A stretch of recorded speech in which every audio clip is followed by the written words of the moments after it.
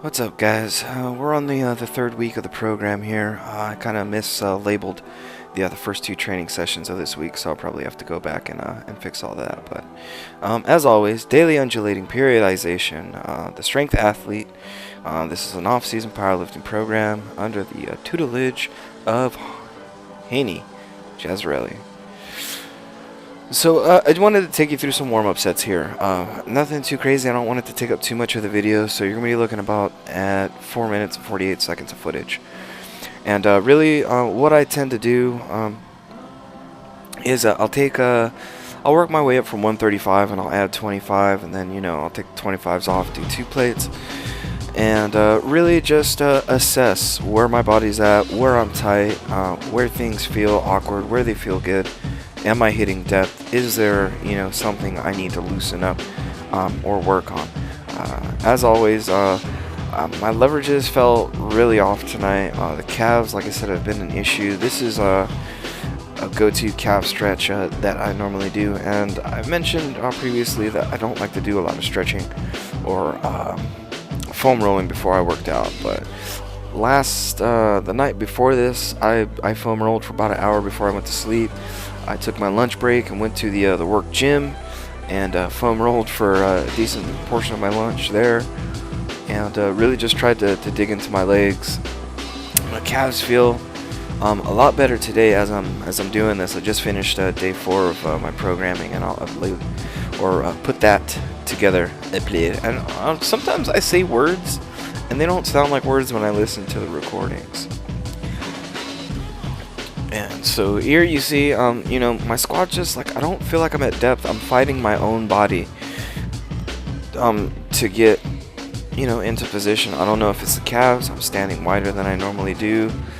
I'm adjusting my feet position, as you see here. There's just a lot of different variables that shouldn't be variables at this point. This is all stuff that I ironed out on my last program, but as leverages continue to change, the squat will continue to evolve. This will be the lift that always evolves based off your leverages changing, and this will also affect things like your bench and such as my weight goes down.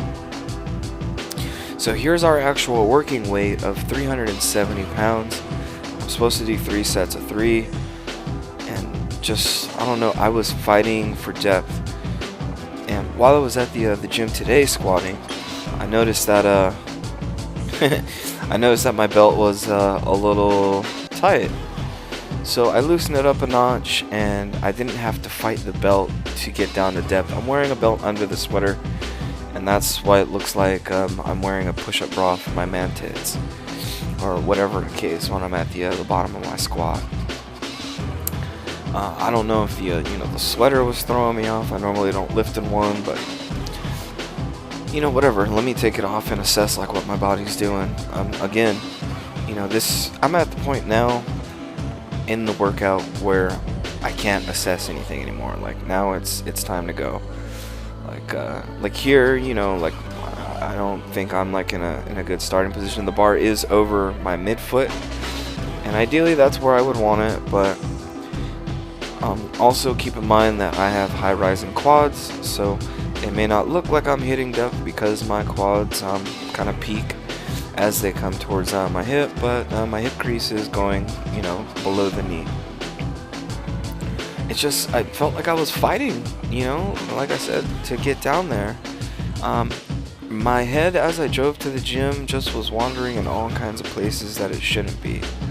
Yesterday, it was my birthday, and we all celebrated and had a good time. I got a call from a really good friend, and she sang me happy birthday, and I've been meaning to get in contact with her. I've just been really bad about it because I know she's been having some health issues, and she hits me with that she has cancer. Which cancer? Not important. The C word, period, just, it bothers me. I'm genuinely concerned as a friend, and on my way to the gym, I already lost a good friend. I know her because of her cousin who passed away almost 10 years ago, or probably 10 years ago. I can't even keep track. It It's really weird to explain the loss of somebody really close to you, but you know, because of the friendships and ties that you guys all have, it feels like they're still here, like they're still alive, like, you know, the way that you remember that person. And you know, and she is a big proponent of us remembering that particular friend. So for me to hear, you know, that she has cancer, it was just a total buzzkill. And actually, this was 2 days ago, Wednesday, was my birthday, and that's when I had found out the news, the official news. So it took a couple of days to process, and I was just in my car thinking about, you know, my friend, and you know, just telling him to watch over, you know, his cousin who's still here, and hopefully she can make it through this. You know, I'm not the most optimistic person on the planet when it comes to these things, just due to my history with it. I've lost my grandfather to it. I lost a good friend just a couple of years ago, just turned like 40 to it, and his came and went, and then it came back, and it came hard as fuck.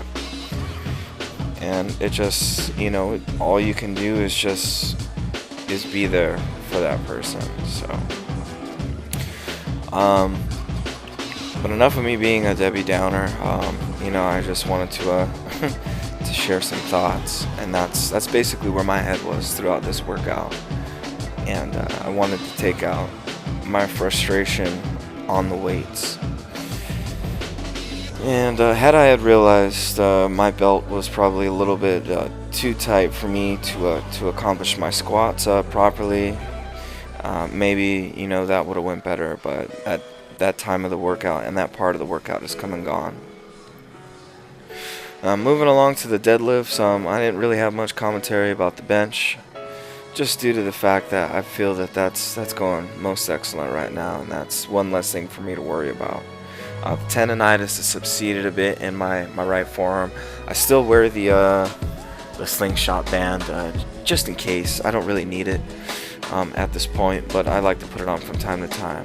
With the deadlift, because of the heavy squats, I normally don't really spend much time warming up, but I feel that because I'm already off today for some reason, just to basically practice movement patterns with the bar and maybe some light weight. At this point in time, just because of the strength that I've gained throughout the program, you know, with the strength athlete, it's kind of pointless to warm up with 135 now. I mean, I don't know. Maybe it's not, maybe it is. So jumping right along to 335 pounds. This is more like it. This is more my speed now. I mean, I even feel 225 is just a wash. I'm doing shit to, you know, to make noise. And because it's 440 pounds, you know, I still want to have my mind in the right place, because, you know, one technical slip up and, you know, you can injure yourself, and I don't want that. As always, I just try to maintain, you know, speed and consistency throughout the movement, and I've been feeling a little hitchy about, you know, my deadlifts with this bar. You know, the Texas deadlift bar, that one, you know, obviously the slack comes out of it and the weights follow. With a stiff bar, you know, you kind of are doing the same thing you were doing with the Texas bar, but the bar is not bending to your will. And for some reason I thought I had recorded my third set, but I ended up stopping the recording, or starting the recording, and got something entirely different on the camera. What that is, well, you can see for yourself how we get down over here at Barbell Brigade. Thank you for watching. Comment, like, subscribe. I'll see you next time, and check out the blog at omicronswole.blogspot.com. Peace.